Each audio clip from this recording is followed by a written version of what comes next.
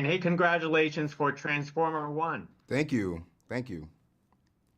You're going to get a whole lot of love today from us interviewers. This is a wonderful film. Oh, that's great But to hear. Thanks, man. so let's hear from you. What initially drew you that you wanted to be part of this project Transformers One? Transformers has been a part of my life longer than I thought. Like I'm an 80s baby. So, I remember Saturday morning cartoons, getting up Saturday, the ritual of getting up, watching Transformers on your television and going outside to play after until you wore yourself out. And if you were lucky enough, you were outside playing with the toys of the cartoons you just watched, Transformers being one of them. And, that show was very impactful and was like a huge hit and was really like different and new and fresh. And then you had the movie, of course, that came out in the 80s, which, tore every little child's heart out. So I was like, cool, how can we do that now? And this movie, to see the origin of Optimus and Megatron, we always are positioned to know them as foes, but never as allies. And so to see them younger, to see where they started, to see that they have dreams and friendship was really interesting to me. There's something really desirable about trying to figure out where the origins of villains start for me, because they usually present villains to us of like, this is who you're supposed to dislike.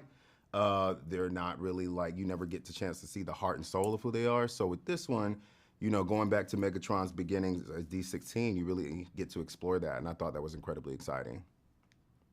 Now, tell us about the love of Megatron. When you got the chance to voice Megatron, was that the Transformer you always wanted to do? It's funny, man, because like, when I grew up, I never got the hero toys. I always got the villain toys. Like my parents like always got me the villain toys. I'm assuming because they were cheaper and nobody was getting them. So I always got the villain toys, but I always played with them as if though that they were heroes. In my mind, they were like larger than life. And, I just like adding some humanity to them and trying to figure out like where their place was amongst, the supposed heroes that everyone else chose. But to play Megatron, when I was asked to do it, it was a no-brainer. I, I was terrified at first initially just because I'm like, oh my God, the legacy of Megatron is so much bigger than me. Like, where do I stand when it comes to filling the shoes of Megatron? But being able to play with Chris especially and figure out what that friendship is, and Josh Cooley, our director,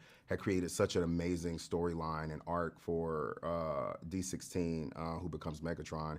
And I just wanted to like enliven him with a bit of like, the soul and heart that I like to bring to most of my characters. I wanted people to actually leave the theater caring about him. And, I wanted people to be like, okay, I get it. I absolutely understand his cause now. And hopefully left with a few more followers, right?